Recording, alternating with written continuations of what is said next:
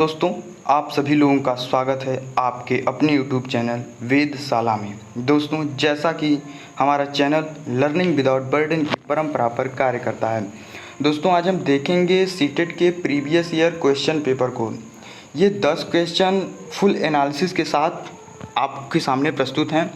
दोस्तों, ये 10 क्वेश्चन अगर आप समझ लेंगे तो इस बार सीटेट में आप 4 से 5 नंबर स्कोर कर सकते हैं, क्योंकि इसमें हमने फुल एनालिसिस के साथ आपको समझाने का प्रयास किया है।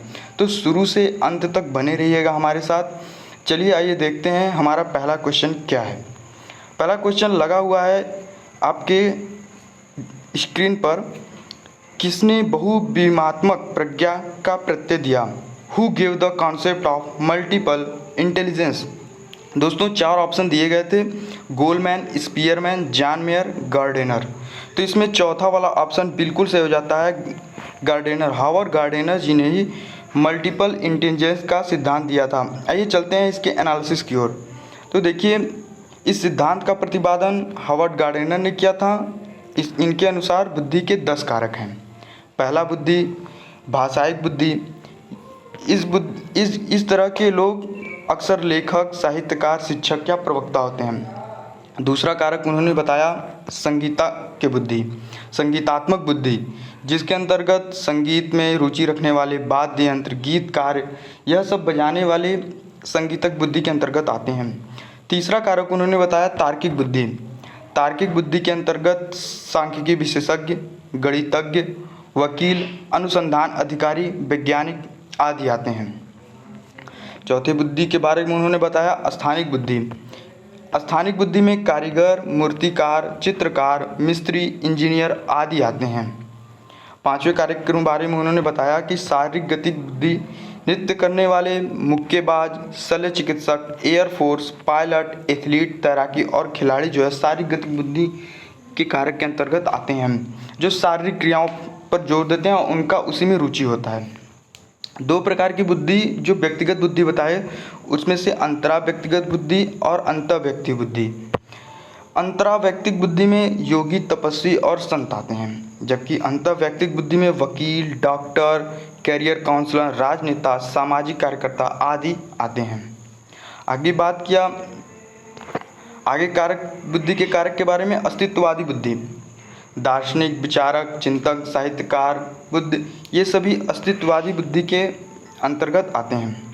तो इस तरह की बुद्धि या इस तरह का सोच रखते हैं, उनकी रुचि उसी में होती है। इस प्रकार उनको बांटा गया, बुद्धि के कारक बांटा गया कि आप किस तरीके से किसका किस में रुचि है, उसी अनुसार बुद्धि को अनेक प्रकार बांटा गया और उनका विश्लेषण किया गया, उनका वर्गीकरण किया गया।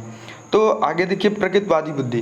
तो प्रकृतिवादी बुद्धि के अंतर्गत किसान, जंतु वैज्ञानिक, वनस्पति वैज्ञानिक, पर्यावरण विशेषज्ञ आदि ये सब प्रकृतिवादी बुद्धि के होते हैं।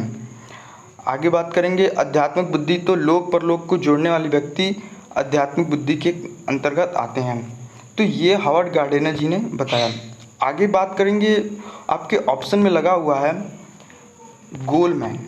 तो गोलमैन के बारे में बात करेंगे हम आपसे कि गोलमैन ने क्या किया। तो गोलमैन ने संवेगात्मक बुद्धि का सिद्धांत दिया। आइए उसके इतिहास को देखते हैं। तो संवेगात्मक बुद्धि का सिद्धांत जो है गोलमैन महोदय ने दिया। इनसे पहले 2 मनोवैज्ञानिकों ने संवेगात्मक बुद्धि का सिद्धांत दिया था। पहले थे पीटर साल्वे और दूसरे जॉन मेयर। लेकिन वर्तमान में जो संवेगात्मक बुद्धि का सिद्धांत माना जाता है वो गोलमैन जी का माना जाता है, डेनियल गोलमैन जी का। उन्होंने बताया संवेगात्मक बुद्धि के 5 तत्व होते हैं। पहला स्वजागरूकता, सेल्फ अवेयरनेस, सामाजिक जागरूकता, सोशल अवेयरनेस, स्वनियमन, सेल्फ रेगुलेशन, आत्माभिप्रेरण, सेल्फ मोटिवेशन, सहानुभूति या संवेदना, एम्पैथी। तो गोलमैन ने क्या सिद्धांत दिया? संवेगात्मक बुद्धि का सिद्धांत जो है गोलमैन महोदय ने दिया। आगे आपके ऑप्शन में लगे हुए हैं स्पीयरमैन। तो चलिए स्पीयरमैन के बारे में बात कर लेते हैं। स्पीयरमैन द्वितत्व का सिद्धांत दिया। इस सिद्धांत का प्रतिपादन देखिए स्पीयरमैन ने किया है। उन्होंने बताया कि बुद्धि के 2 कारक होते हैं या तत्व होते हैं। पहला सामान्य कारक और दूसरा विशिष्ट कारक। तो इसी कारण स्पीयरमैन के सिद्धांत को द्वितत्व का सिद्धांत भी कहते हैं। तो देखते हैं पहले सामान्य कारक के अंतर्गत क्या आता है। इसे जी कारक यानी कि जनरल फैक्टर भी कहते हैं। तो यह कारक जन्मजात होता है, वंशानुगत लक्षणों के रूप में प्राप्त होता है, ऐसा स्पीयर महोदय जी कहते हैं। इस पर परीक्षण एवं वातावरण का प्रभाव नहीं पड़ता है, यह अर्जित नहीं किया जा सकता, सभी क्रियाओं के लिए इसका मान इकाई होता है। यानी कि कुल मिला जुला कर कह सकते हैं दोस्तों कि जो जी कारक, जी फैक्टर होता है बुद्धि का तत्व, वह जन्मजात होता है व्यक्ति में, जैसे ही जन्म लेता है जन्म के साथ ही वह होता है। और दूसरा कारक उन्होंने बताया एस फैक्टर के बारे में। एस फैक्टर जो होता है दोस्तों वो वातावरण वंशानुगत द्वारा अर्जित किया जाता है, यानी जन्म लेने के बाद जो हम वातावरण परिवेश से जो हम अर्जित करते हैं वो एस कारक विशिष्ट बुद्धि के अंतर्गत आता है। उम्मीद करते हैं दोस्तों आपको यह वीडियो अच्छा लग रहा होगा, तो लाइक करके शेयर जरूर कर दीजिएगा। अगर नए हो तो हमारे चैनल को जरूर सब्सक्राइब कर दीजिएगा। आगे चलते हैं अपने अगले क्वेश्चन की तरफ। डिस्लेक्सिया में यह करने में कठिनाई होती है, पढ़ने में, व्यक्त करने में, खड़े होने में या बोलने में। तो आपके सामने 3 ऑप्शन लगे, तीनों ऑप्शन गलत हैं, जिसमें से पहला वाला ऑप्शन बिल्कुल सही है। चलिए आइए देख लेते हैं कि अधिगम निर्योग्यता क्या है, लर्निंग डिसऑर्डर जिसे कहते हैं। तो लर्निंग डिसऑर्डर, लर्निंग डिसेबिलिटी, ये सभी एक ही नाम है। तो देख लेते हैं अधिगम अक्षमता का वर्गीकरण। तो देखिए अक्षमता एक बृहद प्रकार के कई आधारों पर विभेदीकृत किया गया है। ये सारे विभेदीकरण अपने उद्देश्य के अनुकूल होते हैं। पहला देखेंगे डिसलेक्सिया। डिसलेक्सिया जो है पठन संबंधी विकार को बोला जाता है, पढ़ने में दिक्कत होता है बच्चों को तो उसे हम डिसलेक्सिया बोलते हैं। दूसरा है लेखन संबंधी विकार, लेखन संबंधी विकार को डिस्ग्राफिया बोलते हैं। और गणित संबंधी विकार, जैसा कि नाम से ही डिसकैलकुलिया, कैलकुलिया ऐसा प्रतीत होता है जिससे कैलकुलेशन की बात हो रही है, तो यहाँ पे गणितीय संबंधी विकार आ जाता है। डिस्फेसिया वाक क्षमता संबंधी विकार, बोलने में अक्षम बालक डिस्फेसिया से ग्रसित होता है। लेखन चित्रांकन संबंधी विकार डिस्प्रैक्सिया के अंतर्गत आते हैं। आगे बात करेंगे डिसआर्थोग्राफिया। डिसआर्थोग्राफिया वर्तनी संबंधी विकार, वो वर्तनी को लिखने या समझने में गड़बड़ी करता है, तो ये डिसआर्थोग्राफिया के अंतर्गत आ जाता है। आगे बात करेंगे ऑडिटरी प्रोसेसिंग डिसऑर्डर, श्रवण संबंधी विकार, सुनने में अक्षम बालक ऑडिटरी प्रोसेसिंग डिसऑर्डर से ग्रसित होता है। आगे जो अध्ययन निर्योग्यता है वो दिया हुआ है विजुअल परसेप्शन डिसऑर्डर, दृश्य प्रत्यक्षण क्षमता संबंधी विकार, यानी कि उसके सामने जो प्रत्यक्ष है उसको वो समझने में अक्षम होता है। तो आगे बात करते हैं सेंसरी इंटीग्रेशन प्रोसेसिंग डिसऑर्डर, यानी इंद्रिय समन्वय क्षमता संबंधी विकार। आगे दिया गया है ऑर्गेनाइजेशन लर्निंग डिसऑर्डर, यानी कि संगठनात्मक पठन संबंधी विकार, नहीं संगठन में वह नहीं पढ़ सकता है। तो ये सभी अधिगम निर्योग्यता के अंतर्गत आते हैं। आप सब इसको याद कर लीजिएगा दोस्तों। और इसमें से 1 नंबर हमेशा पूछता है, इस बार भी पूछा था, हर बार पूछता है, तो इसमें से 1 नंबर फिक्स है। और पहला वाला क्वेश्चन जो मैंने आपको बताया उन तीनों मनोवैज्ञानिकों में से 1 नंबर फिक्स है, तो आपके 2 नंबर यहाँ पर क्लियर हो जाते हैं। 2 क्वेश्चन में 2 नंबर क्लियर जो हर बार आते हैं। आगे क्वेश्चन की बात करेंगे, ये पेडागॉजी का क्वेश्चन है। देखिए पेडागॉजी का क्वेश्चन क्या दिया हुआ है, निम्न में से क्या समावेशी कक्षा में शिक्षक की भूमिका नहीं है, क्या नहीं है। तो हम देखते हैं क्या है और क्या नहीं है। 4 ऑप्शन लगे हुए हैं। बच्चे की आवश्यकता के अनुरूप बैठने की पर्याप्त व्यवस्था करनी चाहिए, बिल्कुल सही बात है। शिक्षक को निःशक्त बच्चों पर ध्यान नहीं देना चाहिए, 1 मिनट। आगे का ऑप्शन देख लेते हैं, शिक्षक को बच्चों को प्रोत्साहित करना चाहिए, बिल्कुल सही। शिक्षक को सीखने में अक्षम को अतिरिक्त समय देना चाहिए, ये भी सही होता है। तो हमारे देखते हैं कि दूसरा वाला ऑप्शन जो है बिल्कुल गलत हो जाता है। तो समावेशी कक्षा में शिक्षक की भूमिका जो है निःशक्त बच्चों पर ध्यान नहीं देना चाहिए, ऐसा नहीं होता है। समावेशी कक्षा में सभी प्रकार के बच्चों को एक प्रकार की शिक्षा दी जाती है, चाहे वो किसी प्रकार का हो, इसीलिए तो उसे समावेशी कक्षा बोलते हैं।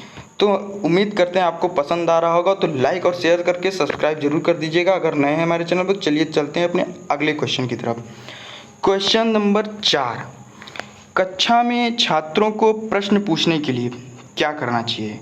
हतोत्साहित करना चाहिए, प्रेरित करना चाहिए, रोक देना चाहिए या अनुमति नहीं देनी चाहिए।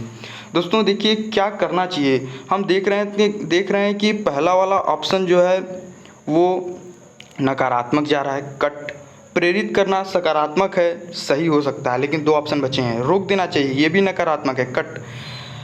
अनुमति नहीं देनी चाहिए, ये भी नकारात्मक आंसर है, तो ये भी गलत हो जाता है। तो इसमें दूसरा वाला ऑप्शन जो है बिल्कुल सही हो जाता है कि प्रेरित करना चाहिए। एक ट्रिक है दोस्तों, सीटेट में 1-2 नंबर क्या 3 नंबर के क्वेश्चन इस तरह के आ ही जाते हैं जहाँ पर प्रेरित या प्रोत्साहित होता है। तो जहाँ पर प्रोत्साहित लगा हो वो क्वेश्चन बिल्कुल सही हो जाता है, उसको बिना देखे आप टिक कर दो। अगर इस तरह क्वेश्चन पूछे कि कक्षा में प्रश्न पूछने के लिए क्या करते हैं, तो प्रोत्साहित करते हैं, बच्चों को प्रोत्साहित करते हैं, प्रेरित करते हैं। लेकिन अगर हतोत्साहित, रोक देना, अनुमति नहीं, इस तरह के अगर ऑप्शन हो तो वो चारों ऑप्शन सब गलत हो जाते हैं। ठीक है, तो चलिए उम्मीद करते हैं आपको पसंद आ रहा होगा। आगे बढ़ते हैं अगले क्वेश्चन की ओर। देखिए अगला क्वेश्चन, 5वां क्वेश्चन जो दिया गया था, बच्चे की वृद्धि मुख्यतः संबंधित है। तो बच्चे की वृद्धि की बात हो रही है। Growth of a child is mainly related to physical development, social development, emotional development, moral development, यानी शारीरिक विकास, सामाजिक विकास, भावात्मक विकास और नैतिक विकास की बात हो रही है। तो जो बच्चे की वृद्धि होती है वो शारीरिक विकास से संबंधित होती है, पहला वाला ऑप्शन। कैसे? सामाजिक विकास, समाज से जो विकास करता है परिवेश से, वो सामाजिक विकास के अंतर्गत आता है। भावात्मक विकास, उसकी भावनाएं दूसरे की भावनाओं से जुड़ती हैं, तो जो उसमें परिवर्तन होता है वो भावनात्मक विकास के अंतर्गत आता है। नैतिक विकास, जो वो सीखता है अच्छा बुरा, ये नैतिक विकास होता है। लेकिन जब वृद्धि की बात आती है, मेनली ग्रोथ की बात आती है, तो वो शारीरिक विकास से संबंधित हो जाता है। तो पहला वाला ऑप्शन यहाँ पर बिल्कुल सही हो जाएगा। आगे बात करेंगे 6ठे क्वेश्चन को, तो देखते हैं कि मानव विकास प्रारंभ हो जाता है। तो मानव विकास को जब हम पढ़ेंगे दोस्तों, तो इसमें 4 ऑप्शन लगे हैं, गर्भावस्था, पूर्व बाल्यावस्था, उत्तर बाल्यावस्था और शैशवावस्था। तो मानव का विकास जो होता है वह, पहला वाला ऑप्शन इसमें बिल्कुल सही है, गर्भावस्था से प्रारंभ हो जाता है। जबकि हम देखते हैं, सोचते हैं कि जब बच्चे को देखते हैं, जब बच्चा जन्म लेता है तो उसका विकास होता है, तो हम सोचते हैं कि जन्म के बाद उसका विकास हो रहा है, लेकिन ऐसा नहीं है। जब बच्चा गर्भ में होता है तभी उसका विकास होना शुरू हो जाता है। तो यहाँ पर पहला वाला ऑप्शन सही हो जाएगा, गर्भावस्था में बच्चे का विकास होता है। आगे बात करेंगे अगले क्वेश्चन की। 7वां क्वेश्चन दिया गया है, द कंडीशन ऑफ लर्निंग पुस्तक के लेखक हैं। पहला ऑप्शन है E.L. Thorndike, B.F. Skinner, R.M. गैने, I.P. Pavlov.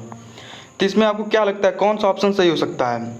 देखिए दोस्तों, द कंडीशन ऑफ लर्निंग पुस्तक के जो लेखक हैं वो गैने हैं, रॉबर्ट माइल्स गैने, यानी R.M. गैने, यानी तीसरा वाला ऑप्शन बिल्कुल सही है 7वें क्वेश्चन में। चलिए इसके विश्लेषण की बात कर लेते हैं। विभिन्न प्रकार के मनोवैज्ञानिकों का नाम दिया गया है और उनकी पुस्तकों का नाम मैंने आपके सामने रखा हुआ है। आप इसे अच्छी तरीके से स्क्रीनशॉट इसका ले लें, आप इसका स्क्रीनशॉट ले लें और इसे याद कर लें। 1 नंबर इसमें से फिक्स है, यानी 3 नंबर के क्वेश्चन अब तक के आपके फिक्स हैं, ये हर बार आते हैं और इस बार भी आने की संभावनाएँ हैं। ठीक है, तो देखिए थॉर्नडाइक की पुस्तक का नाम है एजुकेशनल साइकोलॉजी। B.F. स्किनर की पुस्तक का नाम the behaviour of organism, the technology of teaching, ये द होना चाहिए, द टेक्नोलॉजी ऑफ टीचिंग। आगे बात करते हैं I.P. पावलोव की पुस्तक का नाम, I.P. पावलोव की पुस्तक का नाम the condition reflex. I.P. Pavlov की बहुत सारी पुस्तक हैं, लेकिन जो मेन पुस्तक है जो एग्जाम में पूछी जाती है उसकी बात हम करेंगे तो कंडीशन रिफ्लेक्स।